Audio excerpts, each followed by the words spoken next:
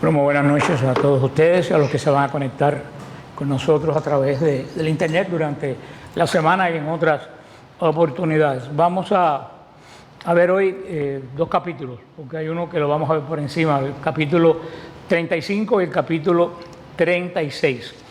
Vamos a ver el capítulo 35 por encima porque es también, de nuevo, una profecía contra Edom. Hemos visto ya como 3 profecías contra Edom. Yo los animo a ustedes a leer este capítulo en su casa durante estos días. Y es muy interesante aquí en este capítulo 35, cuando el Señor dice que la profecía contra Edom es que hay enemistad perpetua entre ambos pueblos, entre Israel y Edom. Y buscando un poco, si buscamos un poco para atrás, podemos darnos cuenta que esta enemistad venía ancestralmente, estaba en los genes. ¿Por qué? Porque la gente de Edom eran los descendientes de Saúl. ¿Te acuerdas de todos los problemas que hubo con Esaú?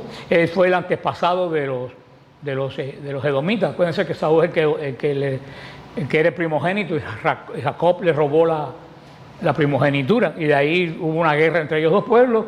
Los edomitas descienden de Esaú, que perdió el pacto con Dios. Por eso que ya esta enemistad, podemos decir que era genética. Después, en número 24, los edomitas negaron el paso a Israel por el territorio de ellos, no los dejaron pasar. Y durante todo el tiempo de la vida del pueblo de Israel hubo una hostilidad tremenda entre ambos. O sea, es algo que llevan, como hoy en día los palestinos y los judíos, es algo que llevan en los genes, es algo que difícilmente se puede arreglar. Inclusive cuando Nabucodonosor sitia a Jerusalén en el año 587, Edom, en vez de proteger a los refugiados que venían de Jerusalén, los entregó a los babilonios. Y cuando saquearon Jerusalén, ellos fue uno de los que saquearon a Jerusalén. O sea que esta gente, por eso es que se han hecho ya 3 profecías contra Edom. Ezequiel vuelve a profetizar de nuevo contra ellos. En esto muchas veces aquí le llama Seir, pero es también el mismo Edom. La primera profecía la vimos en Ezequiel 25, de 12 al 14. En esta profecía Ezequiel va a usar a Edom para representar a todas las naciones que se oponían al pueblo de Dios. Esto hace mucho los profetas, como vimos cuando Ezequiel cogió al rey de Tiro para poder simbolizar al demonio. Pues aquí coge a Edom, el enemigo tradicional de Israel, para hacer una profecía que, siendo contra Edom, va contra todas las naciones que se oponen a Israel. El capítulo siguiente, que vamos a ver ahora, vamos a ver cómo dice que Ezequiel que Israel va a ser restaurado. Sin embargo, en este capítulo 35 va a decir que Edom, los enemigos de Dios, van a ser hasta ahora desierto y soledad. Y así mismo ha sido hasta el día de hoy. Edom no solo ayudó a los babilonios a destruir a Jerusalén, sino que se alegró extremadamente cuando cayó la ciudad. Hemos visto anteriormente cómo las consecuencias que cae cuando uno se alegra demasiado del mal de otro, aunque sea de un enemigo de Dios. Ezequiel no solo profetizó contra el pueblo de Edom, sino también dio la profecía contra los montes y contra la tierra. Por eso que este monte, el monte de Seir, que era el territorio de la gente de Edom, que era, en su origen era símbolo de fortaleza y de poder, representaba el orgullo de este pueblo malo que pensaba que podía hacer lo que le diera la gana. Por eso representa lo que la devastación que dice el profeta que va a caer sobre este pueblo.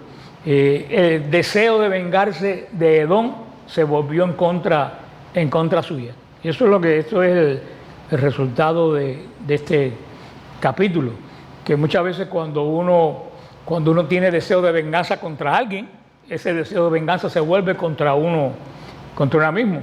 Y el castigo que Edom solicitó a Nabucodonosor y a todos los dioses que le diera Israel, cayó sobre él mismo. Lo cual quiere decir lo mismo que va a decir el Señor después muchas veces, que lo que hagamos o le deseamos a los demás es lo que va a venir sobre nosotros. Por eso que bien claro el Señor va a decir después en Mateo 7:1 que tenemos que cuidar nuestros juicios acerca de otros. Claro, ahora aquí no pueden aparecer los misericordioseros que para justificar cualquier pecado, que es lo primero que dice, no hagas juicio. El no hacer juicio es la tapadera para el pecado. Cada vez que hay un pecado y tú vas a decir, no hagas juicio.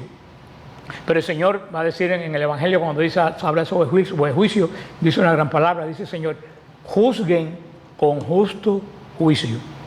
Fíjate que dice el Señor no dice que no juzguen, dice juzguen con justo juicio. Creo que quiere decir que cuando tú vayas a hacer un juicio, más vale que sea justo el juicio que tú vas a hacer, porque si no ese mismo juicio cae sobre ti.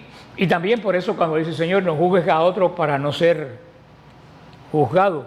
La gente lo toma con que no se puede hacer juicio. Y eso no es así. A mí me contaba un padre que había una monjita que le decía, una monjita vieja, que le decía, yo no voy a pasar por el juicio personal frente a Cristo, ni por el juicio final. Y el padre le decía, ¿por qué? Dice, porque yo nunca he juzgado a nadie. Y el padre decía, no, eso no es. El juicio, tú vas a pasar el juicio cuando te mueras como todo el mundo, a pesar que no hayas juzgado a nadie. Lo que el Señor dice, que cuando juzgamos a otros, los estamos juzgando nosotros mismos. Yo se lo he dicho en otra oportunidad, que si tú haces un juicio acerca de alguien, tú estás demostrando que tú tienes conciencia que esa persona está haciendo ¿qué cosa? Hace un pecado. Si tú haces un juicio sobre alguien, tú tienes conciencia de que esa persona está haciendo un pecado. El problema es que si tú haces un juicio sobre una persona y sabes, condenas que esa persona está haciendo un pecado y después lo cometes tú, ya tú no tienes defensa delante de Dios para decir que tú no sabías que eso era pecado, porque tú mismo dijiste que eso era pecado. Por eso es que el Señor dice que con la misma vara que tú midas vas a hacer. Eso no quiere decir que te quedes callado delante del pecado y delante del abuso, porque entonces eso sería también un pecado de omisión. Lo que quiere decir el Señor es que tú tengas mucho cuidado cuando tú haces un juicio, después no caer exactamente igual en lo que tú criticaste, porque ese mismo juicio va a caer sobre ti. Porque a medida que tú, cuando dices que alguien está haciendo mal, tú reconoces que ya tú tienes conciencia de que algo está mal. Ese es el asunto, no es que veas un pecado grave y tú miras para el lado de acá para no hacer juicio. Eso no es de cristiano, eso no es, hemos sido ungidos en el bautismo como profeta, eso no es ser profeta. Lo que sí tenemos que tener bien claro, sobre todo, que en un juicio no puede haber ni deseo de venganza, ni deseo de castigo. Porque todo deseo de venganza y todo deseo de castigo cae sobre ti mismo. ¿En cuántos casos de eso yo he visto? Y a mí nunca se me olvida que mi abuela nacía, cuento eso, que esta señora que vivía, yo la conocí perfectamente por allá por la cuadra. Siempre que se casaba una muchacha del pueblo, ella apuntaba a la fecha del nacimiento, de la boda. ¿Ustedes saben para qué? Para cuando nacía el vástago, contar cuántos meses había pasado y la nieta se casó y a los 7 meses parió un varón de 9 libras. Y cuando pasaba frente a mi abuela le dijo, óyeme, ¿cómo está ese temecino de tú? Y por poco dio el nombre. La señora le dijo, estoy apurada ahora porque tengo que cocinar. Y todo el pueblo se enteró porque con la misma vara que tú mides, serás juzgado. Ahí es donde está el problema del juicio. Que justo por eso el Señor dice que no es un juicio de venganza, no es un juicio de maldad. El Señor dice bien claro, justo juicio. Tiene que ser un juicio justo el que tú haces. Y esta gente, Edom, nunca hizo un juicio justo, hizo juicio de maldad, juicio de venganza, y todo juicio que hizo cayó sobre ella misma. Eso es lo que vemos en el capítulo 35, que si lo hubiéramos leído, pues hubiera sido muy largo. Vamos a ver el 36, es un capítulo más. Pero uno le puede pedir al Señor que haga justicia por un mal. Pues claro, pues claro. No hacerle nada mal a nadie, pero... Pues que no, la justicia es que la persona recibe lo mismo que merece. Pero el problema es que hay gente que lo pide con espíritu de venganza, no con espíritu de justicia. Y a lo mejor te va más allá pidiendo de lo que es, como en este caso de Edom. Una cosa que había pasado hace 2000 años, Edom seguía todavía con eso, envenenándole la vida, y cuando los problemas vinieron sobre Israel, ¿qué hicieron? Se alegraron. Ahí es donde está el problema. Ellos, en vez de ayudar a esa gente, lo que hicieron fue pues alegrarse de lo que había caído sobre ellos. Eso es lo que pasa. Tú tienes un problema con alguien y puedes pedir al Señor que haga justicia contigo, Pero después si esa persona tiene un problema y tú la puedes ayudar y no la ayudas, te va a pasar exactamente igual que lo de Edom. Ese es el mensaje del Señor. El capítulo 36, más bonito porque ya el capítulo 36 habla del nuevo pacto que Dios va a hacer con Israel. Por eso vamos a ver el capítulo 36 primero del 1 al 5. Dice así: Tú, hijo de hombre, profetiza sobre los montes de Israel y di: Montes de Israel, escuchad la palabra del Señor. Esto dice el Señor Dios: El enemigo ha dicho de vosotros: Vaya, los collados eternos han venido a ser posesión nuestra. Por eso profetiza y di: Esto dice el Señor Dios: Habéis sido desolados y aplastados por todas partes, con el fin de que fuerais posesión de otras naciones. Habéis estado en labios de deslenguados y habéis sido el oprobio de los pueblos. Por eso, montes de Israel, escuchad la palabra del Señor Dios. Esto dice el Señor Dios a los montes y a las montañas, a los valles y a las vaguadas, a la ruina desolada y a las ciudades abandonadas, que han venido a ser botín y escarnio para las demás naciones de su entorno.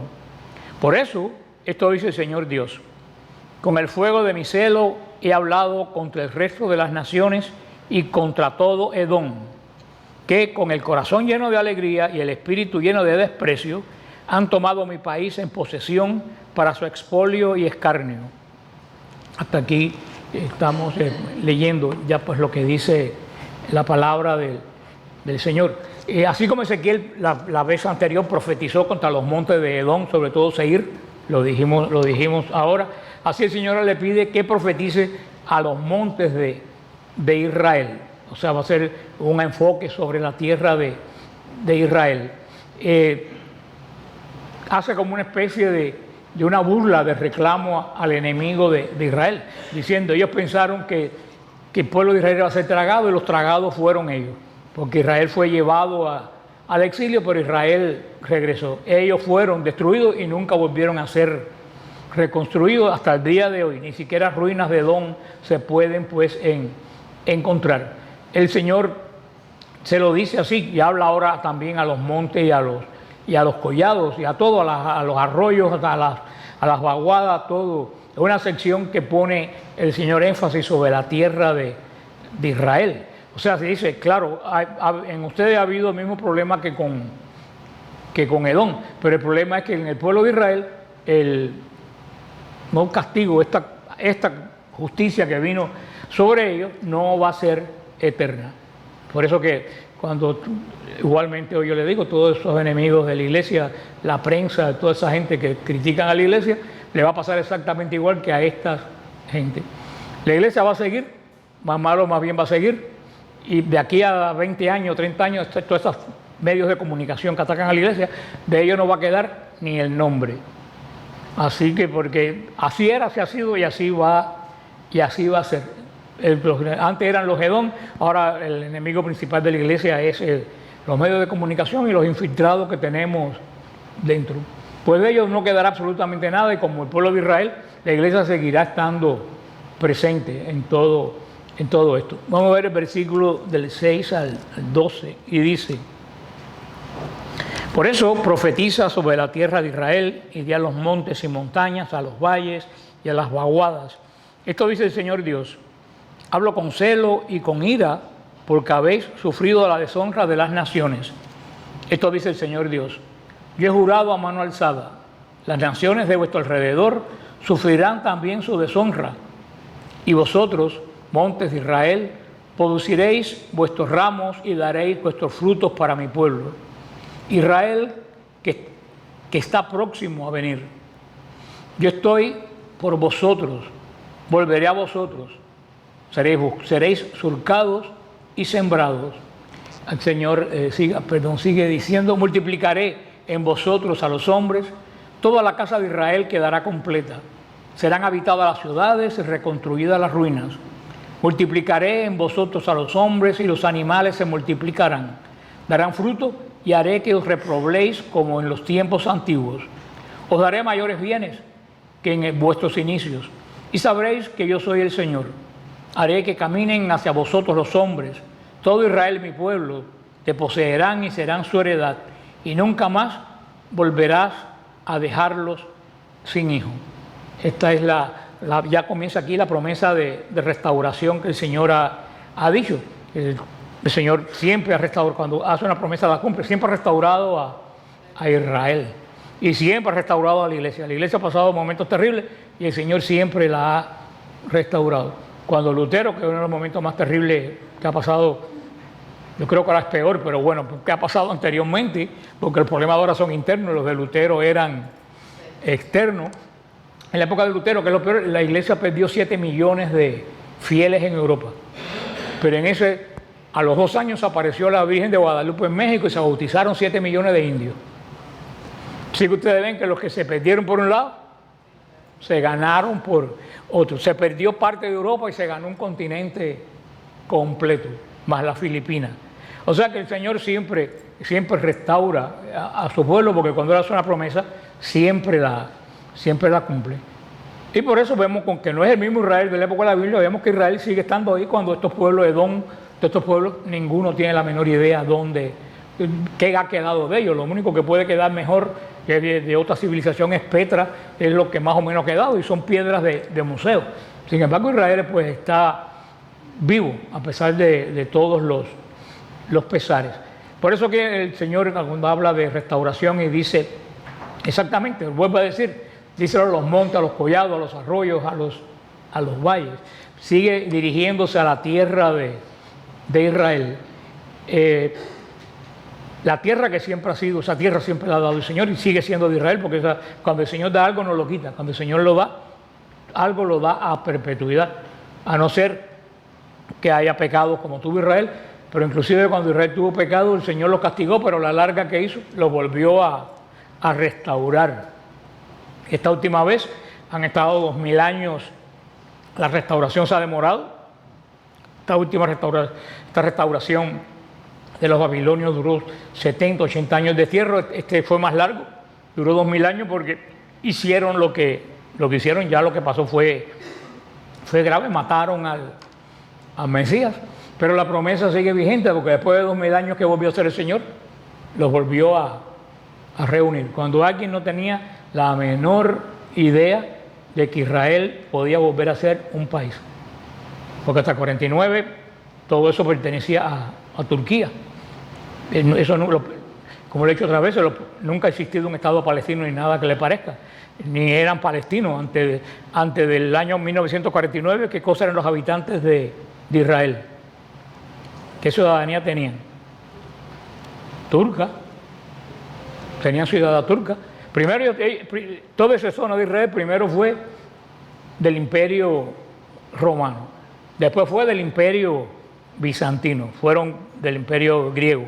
Después de eso pertenecieron un tiempo a Egipto y un tiempo a uno de los árabes estos que vinieron de la parte de Arabia, de esa parte de Irak, de por ahí. La última pertenencia fue a Egipto. Después Egipto cayó y a quien pasó toda esa tierra, ellos pasaron a ser miembros o ciudadanos de quién, del imperio turco, que tuvo casi 300, 400 años, fueron parte del pasaporte de los turcos. Después parte de los árabes pasaron a ser ciudadanos de Jordania. O sea que nunca, todo ese cuento del Estado palestino, yo sé que mucha gente se puede poner brava, pero la verdad es la verdad y me importa un bledo. Yo quiero que alguien me demuestre que alguna vez ha existido un Estado palestino. Jamás en la historia ha existido un Estado palestino. Sí han sido árabes, pero de otros, pertenecientes a otros estados, con otro tipo de ciudadanía. Inclusive Palestina es el nombre que hasta que Arafat no empezó en los 60, los 70, nadie conocía el nombre de Palestina, porque Palestina es el nombre que le dio los romanos a Israel después que lo destruyeron, que viene de la palabra filistina, de los filisteos, de donde viene la palabra tierra de los filisteos, lo que le dieron los romanos. Por eso ese nombre volvió a surgir y ahora Israel le dio todo este arreglo que ha habido, pues ahora existe una especie de promesa de Estado palestino, pero es el primero que va a haber. Nunca ha habido tal Estado palestino, ni bandera palestina, ni ni policía palestino. Ahora sí lo hay, gracias al acuerdo que hubo entre los dos países.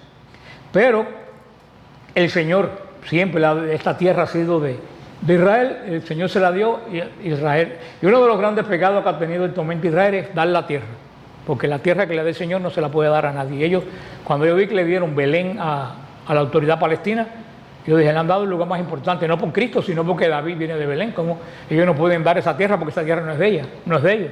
Y los judíos para negociar han dado pedazos de su tierra. O sea que es un conflicto palestino y judíos como Edom, Israel. No, poco arreglo yo le veo a eso. Solo llevan en los genes, se pasan de una generación a otra el odio. Pero conociendo el conflicto de Edom con Israel, podemos darnos una idea del conflicto de Edom con el Israel que estamos hablando de esta época. Habla el Señor y dice, voy a reedificar, voy a levantar a Israel, pero las naciones que están alrededor, entonces se acuerdan los moabitas es lo que hoy en día es Jordania, los amonitas, los idumeos, dice, van a recibir el pago de su propia moneda. Y luego dice, lo haré tan seguro como que yo soy Dios. Yo creo que también les dije anteriormente que el Estado de Jordania no existió hasta 1949.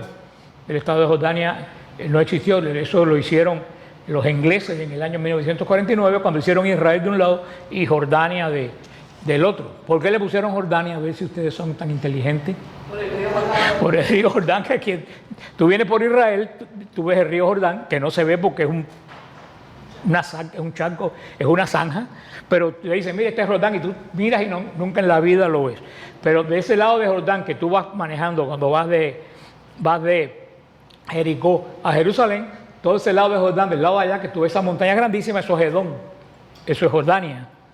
Y todo el lado que tú ves por acá, hasta el mar, es Israel. Y se le puso Jordania y se eligió esta familia, Hashemita, que son, dice ellos, descendientes de Mahoma, y fue quien se le dio el reinado de Jordania, pero Jordania es un estado totalmente nuevo también, producto de esto que hicieron los ingleses después que se acabó la Primera Guerra Mundial. O sea que el territorio que vemos de Jordania pertenecía ¿a quién? A Moab. Entonces a todo lo que era Moab, sobre todo la parte de Moab y un poco más arriba, Edom y todas esas ciudades. Pero lo que hay ahí, como le estaba diciendo, es un pueblo nuevo. O sea, no es el pueblo, no tiene nada que ver con los edomitas, ni tiene que ver nada con los moabitas. O sea, no tienen ocupan el lugar, pero estos que están ahora son árabes de otro tipo de nación. Esas naciones no se volvieron a reconstruir.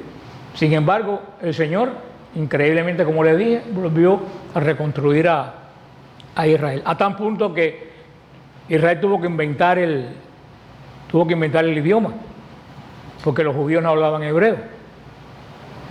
Hasta el año 49 el hebreo solamente se leía en la sinagoga, como en la misa que se lee en latín, porque uno viniera a misa en latín, ¿puede decir que habla latín?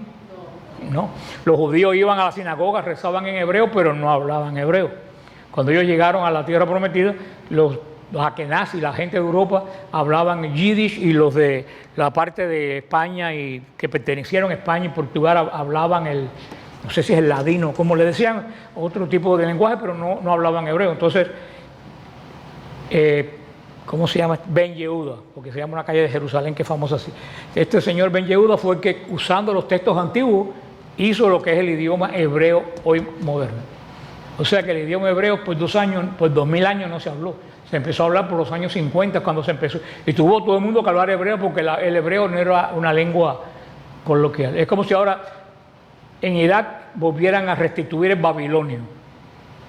El babilonio nunca nadie lo ha oído hablar. Sería una locura. Bueno, pues increíblemente el hebreo que no se había vuelto a hablar, dicen los estudiosos que no es el hebreo que se hablaba y no es exactamente igual que el de Cristo, porque tuvieron que reconstruirlo sobre los libros de la Biblia, pero dice que es bastante cercano.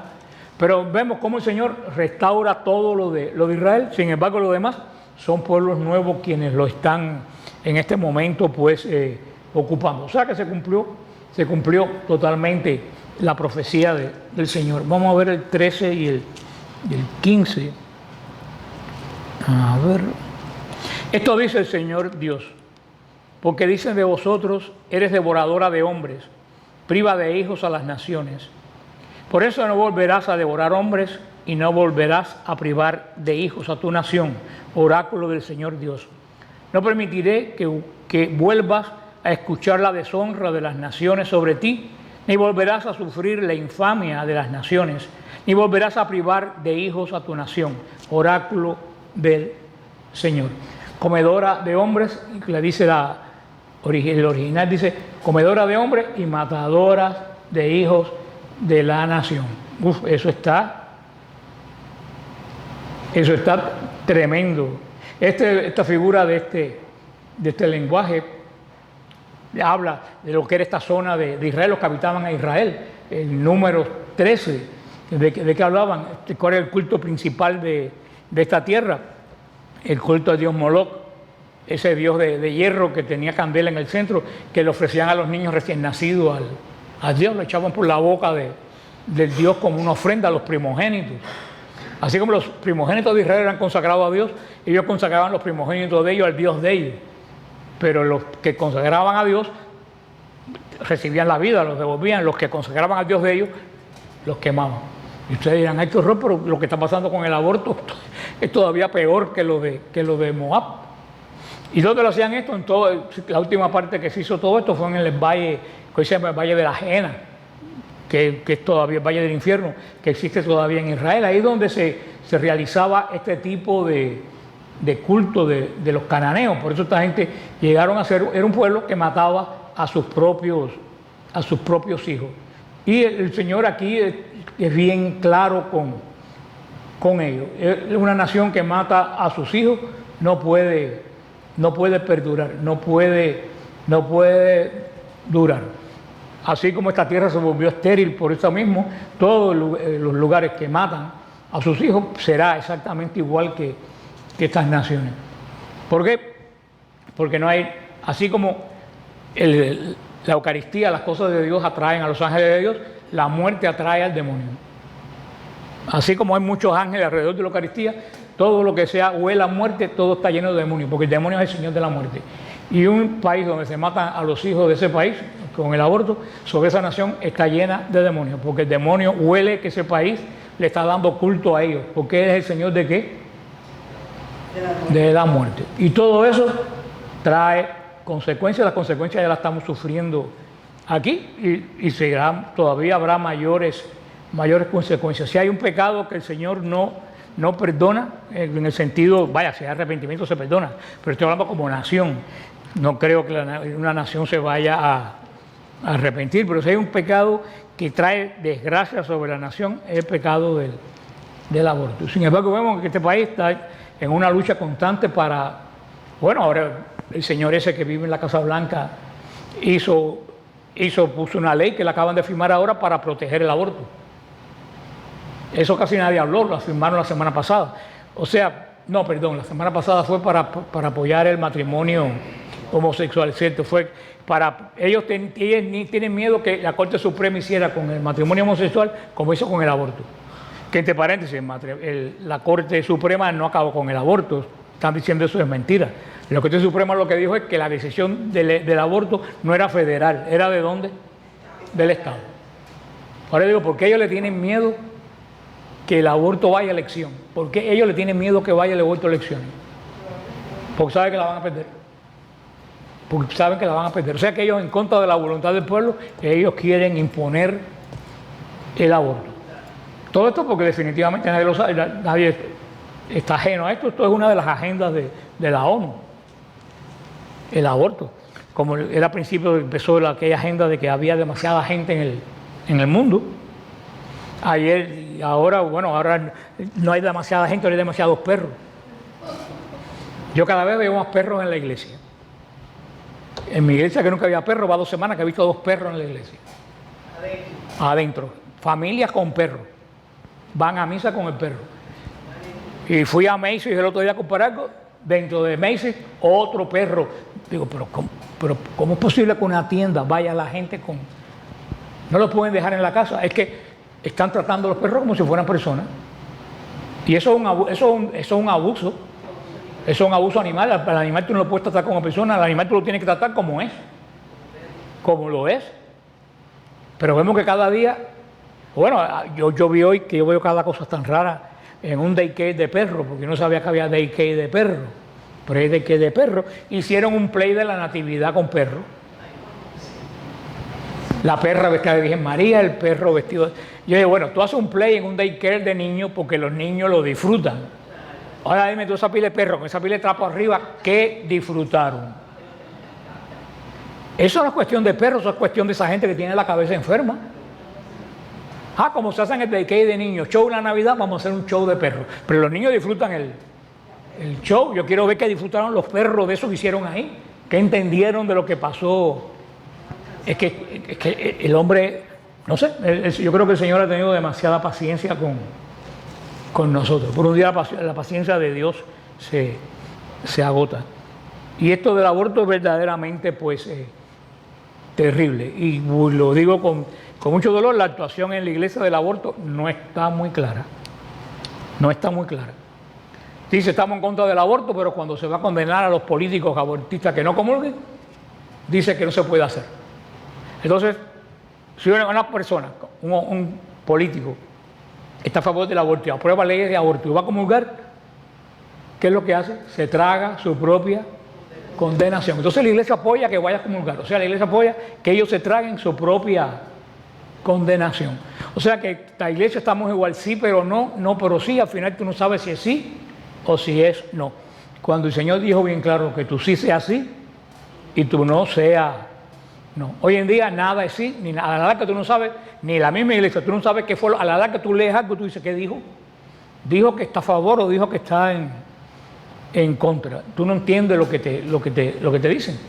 Vamos a ver el 16 al 19. Dice así: me fue dirigida la palabra del Señor diciendo, hijo de hombre, cuando la casa de Israel habitaba sobre su tierra, le hicieron impura con su conducta y sus acciones. Su conducta era en mi presencia como la mancha de una mujer en menstruación. Ezequiel habla duro. Entonces derramé mi cólera sobre ellos por la sangre que habían derramado sobre el país, por los ídolos que lo habían contaminado. Los dispersaron entre las naciones y los esparcieron entre los pueblos. Dicté sentencia contra ellos según su conducta y acciones. Llegaron a las naciones en las que entraron y profanaron mi santo nombre, porque decían de ellos, estos son el pueblo del Señor, han salido de su tierra. Pero he tenido compasión de mi santo nombre, que la casa de Israel profanaba entre las naciones a las que ellos llegaron. O sea, el Señor vuelve a decirle a Israel, sigue hablando de la reconstrucción de Israel, lo que hemos hablado siempre anteriormente, como el Señor siempre pues restituye, vuelve de todo lo que, cuando ha habido su promesa, ha tenido que tomar acción contra esa persona, el Señor después lo vuelve a reconstruir, lo que no hace con otras naciones. Pero aquí también, le reprocha a Israel otro pecado. Dice el Señor, no solo ustedes pecaron contra mí cuando se corrompieron con los ídolos, cuando todo eso, sino que dieron escándalo a los pueblos vecinos. ¿Por qué? Porque cuando vieron los pueblos vecinos de Israel que se llevaron a Israel cautivo para Babilonia, ¿qué fue lo que dijeron? Ya, mira, eso que era el pueblo de Dios, mira cómo los están tratando. Seguro que el Dios de ellos no es un Dios muy fuerte cuando no los puede proteger. O sea que de cierta forma también ellos lo dieron escándalo entre las naciones, porque cuando el Señor los tuvo que castigar, pues entonces también esto fue un doble escándalo. Es decir, si ellos son el pueblo de Dios, que no puedes quedar para los demás. Como me dijo una vez una persona que yo trabajaba en un lugar muy católico, que había hasta una virgen grandísima así a la entrada, y yo decía que un día me iba a meter la virgen en el carro y me la iba a llevar para que no estuviera ahí, pero una señora ahí, porque es verdad que mucho catolicismo, pero no en el trabajo. Una persona me dijo, yo no voy más a la iglesia, si este es el tipo de católico con tanto golpe de pecho, con tanto rosario, y mira cómo tratan a la gente, ¿por qué voy yo a la iglesia? Y tú los conoces, Miguel. Tú sabes quiénes son, que creo que tú anduviste por allí, ¿no? Tú anduviste por allí también, después de mí. Pues para que tú veas, eso puede ser un testimonio. Digo, mejor que no tengas a la Virgen ahí. ¿Cómo tú vas a tener a la Virgen y después vas a maltratar a a los empleados. Estás haciendo que queda mal el nombre de Dios. Esto es lo mismo que hizo Israel. Doblemente fue culpable de todo esto que ha pasado. Pero el Señor siempre, como se ha dicho desde el principio, el Señor se preocupa de su santo nombre. Cuando Él promete algo, lo cumple. Por eso esos mismos pueblos que los vieron irse, los vieron regresar, cuando ellos verdaderamente ya no tuvieron más arreglo, y de ahí se saca la consecuencia. Los que sirven al Señor, aunque el Señor lo castigue, siempre nos restauran. El que no sirve al Señor, cuando el Señor lo castiga, no se vuelven a levantar. Vamos a ver del 25 en... A ver, 25 a dónde. Bueno, el 25 que es largo. Dice: rociaré sobre vosotros agua pura y quedaréis purificados de todas vuestras impurezas. De todos vuestros ídolos voy a purificaros. Os daré un corazón nuevo y pondré en vuestro interior un espíritu nuevo. Arrancaré de vuestra carne el corazón de piedra y les daré un corazón de carne. Pondré mi espíritu en vuestro interior y haré que caminéis según mis preceptos, y guardaréis y cumpliréis mis normas. Habitaréis en la tierra que di a vuestros padres. Vosotros seréis mi pueblo y yo seré vuestro Dios. Os libraré de todas vuestras impurezas, haré crecer el trigo y lo multiplicaré, y no os entregaré al hambre. Multiplicaré el fruto de los árboles y producto de los campos, para que no volváis a sufrir la vergüenza del hambre entre las naciones. Esta es la promesa que hemos hablado de restauración, y lo habla muy bonito. Habla que lo va a limpiar de todas impurezas y de todo pecado. Es como habla en el templo, las purificaciones, que todo tenía que ser limpio cuando entraba el templo. El Señor le dice a Israel: te voy a purificar exactamente de todo aquello por lo cual te castigué.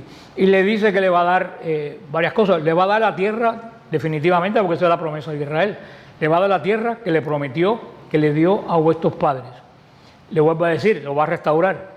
De nuevo va a ser de ellos el pueblo de Dios. Dice: ustedes serán mi pueblo y yo seré vuestro Dios. Eso es muy hermoso. Le vuelve a decir, volvemos exactamente igual a como estábamos antes. Dice: les libraré de todas impurezas. Ahora era la promesa de prosperidad: haré crecer el trigo, lo multiplicaré y no los entregaré de nuevo al hambre. Multiplicaré el fruto, los árboles y el producto de los campos. Cuando uno habla de trigo en Israel, verdaderamente le cuesta trabajo pensar que había trigo en Israel, porque todo eso quedó, por los turcos, todo eso quedó totalmente arrasado. Ahora los judíos han vuelto de nuevo a cultivar, los que han ido lo han visto, que han vuelto de nuevo a cultivar la tierra. Y ellos dicen que eso es cumplimiento de una profecía, porque el profeta Isaías dice que la vid va a florecer en el desierto. Y los que han ido a Israel hemos visto los viñedos en el desierto, algo que nadie se podía imaginar. No por un milagro extraordinario de Dios, sino por el milagro de la inteligencia de esta gente. ¿Por qué ellos han vuelto a sembrar el desierto? Por este sistema que ellos inventaron de sembradío. Ellos siembran ellos echan capas de tierra, según me explicaron. Encima de la capa de tierra siembran unas matas que tienen unas raíces muy largas. Y esas raíces se meten entre la tierra. Pero encima de esas matas que sembraron, vuelven a echar otra capa de tierra que atrapa las ramas de esas hierbas.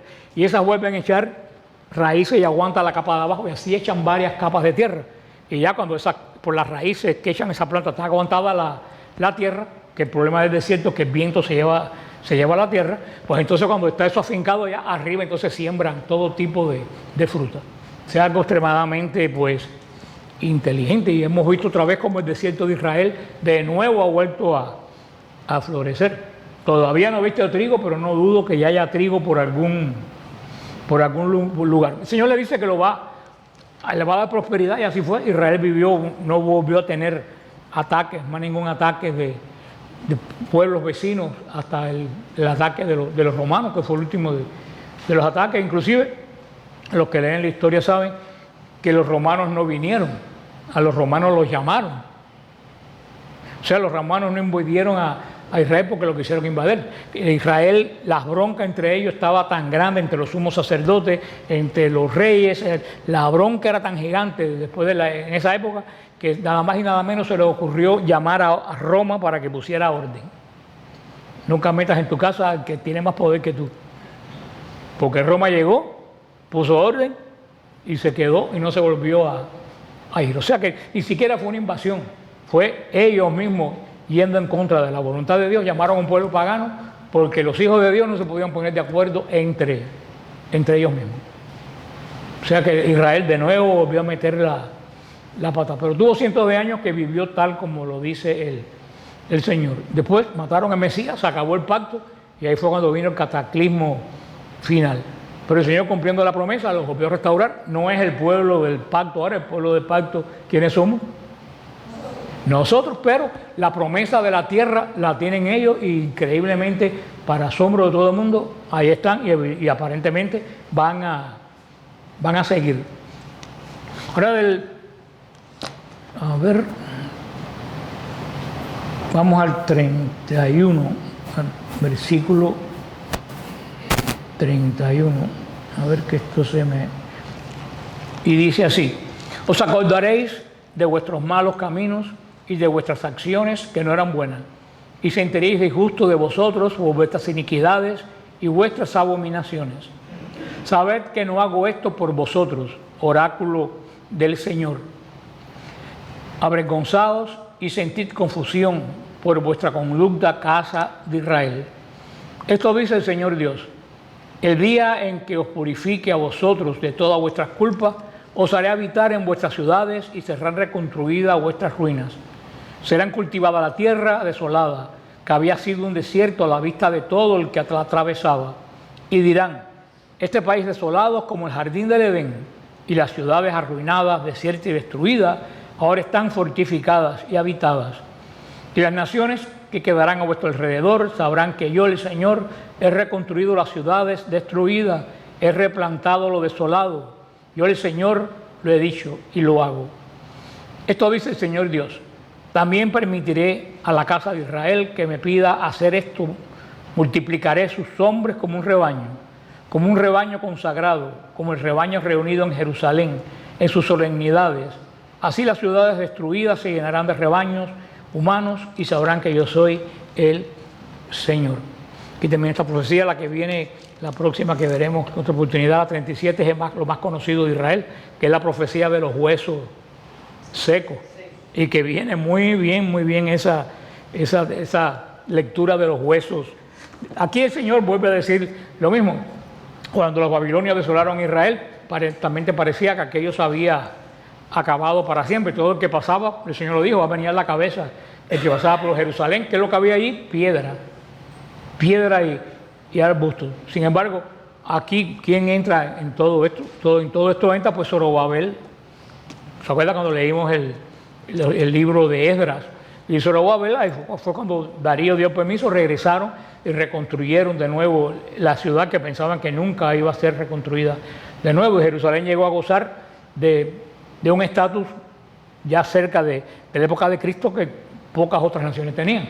Jerusalén era una de las... Dice que el que vea Jerusalén en la época de Herodes se asombraba, porque dice que tenía 7 torres gigantescas.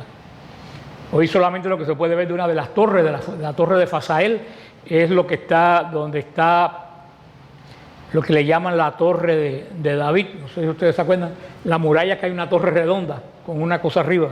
¿No se acuerdan de la muralla?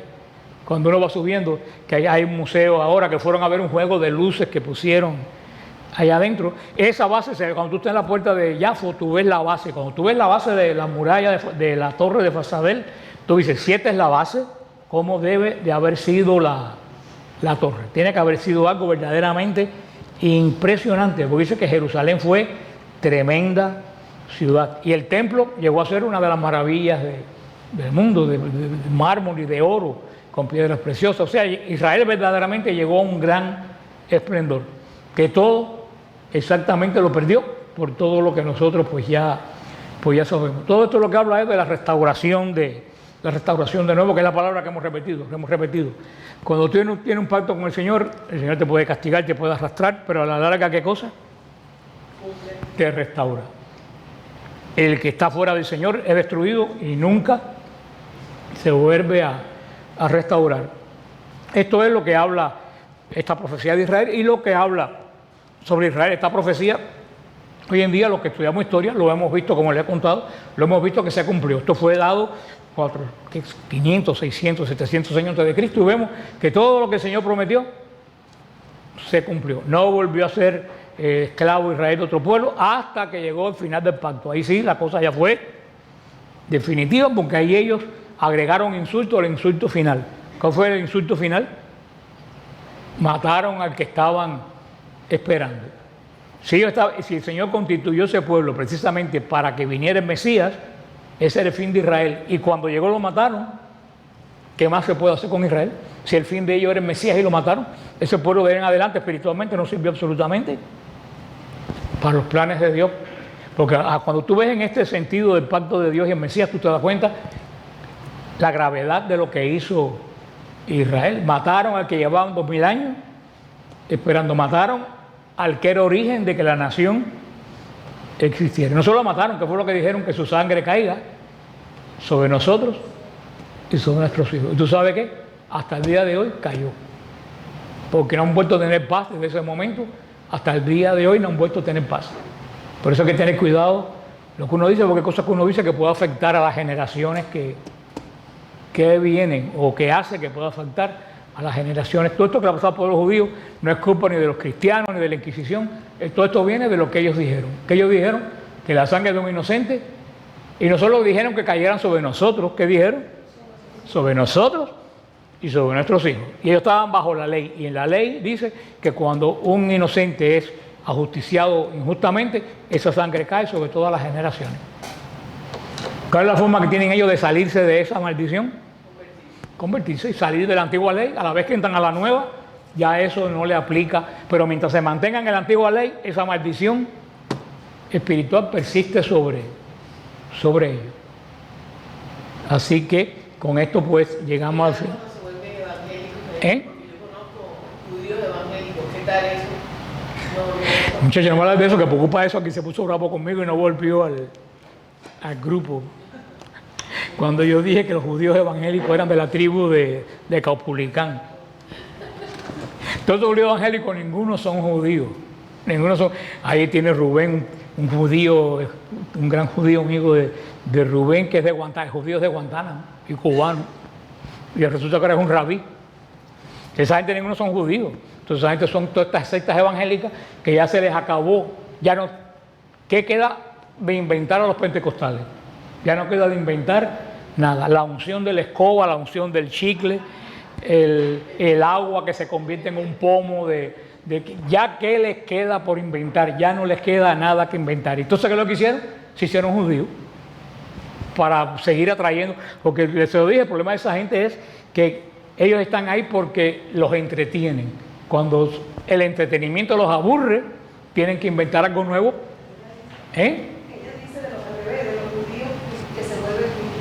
¿Tú dices de los que judíos se vuelven cristianos o de los que andan por ahí? No, porque yo he oído decir que hay judíos que son conversos, pero al cristianismo no a... No, estoy hablando de la secta.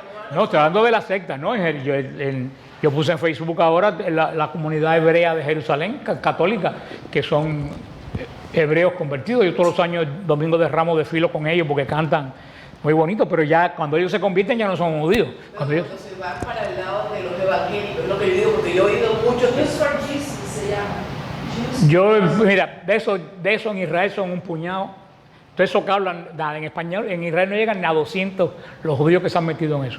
Todos esos que andan en ese lío, todos son latinoamericanos y del Caribe, son los que andan metidos en eso. Como un boricua que me encontré yo en Jerusalén, que me dio una tarjeta de que Javín Hanrachet, yo no sé qué cosa. Eso fue en la tumba del rey David. Nunca me hizo olvidar. Yo lo miré y le dije, ¿por qué no tienes tipo de judío? Dice, no, eso es boricua. Y yo dije, ni en la forma de vestir, ni en la forma de hablar, ni en la nariz. Y me dio una tarjeta, yo lo tengo por en mi casa todavía, con estrella de David. Y yo le dije, entonces, usted, no, porque ahora yo me hice mesiánico, voy a abrir una iglesia. Y yo dije, felicidades. Tenía una cara de delincuente que metía miedo. Eso fue en la tumba, afuera de la tumba del rey David. Los que se convierten en Israel judaísmo son una minoría, verdaderamente. Ellos somos una iglesia de estilo pentecostal o de estilo evangélico. Pero los judíos que se convierten en catolicismo ya dejan de ser judíos. Los judíos que se convierten en catolicismo son católicos. Como dice San Pablo, ya no hay judío ni griego, ni somos bautizados.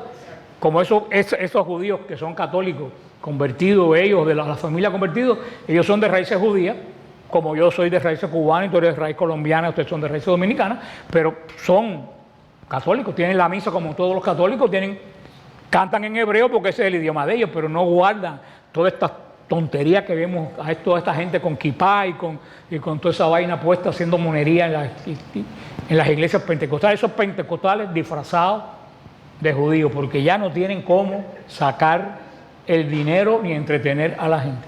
El problema, vuelvo a repetir de ellos, esa gente no está ahí por fe, esa gente está ahí porque los entretienen. Aunque ellos no se den cuenta, lo están animando a través de ¿qué? Del entretenimiento. Yo puse en Facebook, ayer salió, están invitando ahí en Puerto Rico a la inauguración de una nueva iglesia el domingo que viene. Van a inaugurar una iglesia nueva, se llama Fuente de Vida. Ya anuncian que va a haber milagros, prodigios y señales. O sea, ese pastor ahora ya está anunciando que el domingo van a haber prodigios y señales en su iglesia. Digo, ¿a cuánto será el prodigio? ¿A cuánto por cabeza tocará el...?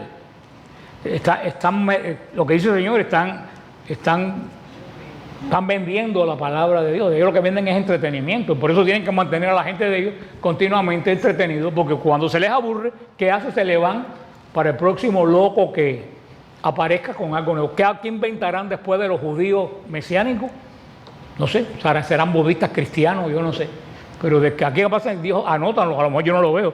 De aquí va a ser nuevo 10 años, que todo esto de los judíos, estos pentecostales, que se disfrazan de judíos, cuando todo eso aburra, van a inventarse musulmanes cristianos, budistas cristianos, porque ellos tienen que seguir entreteniendo a la gente, porque si no, se les va.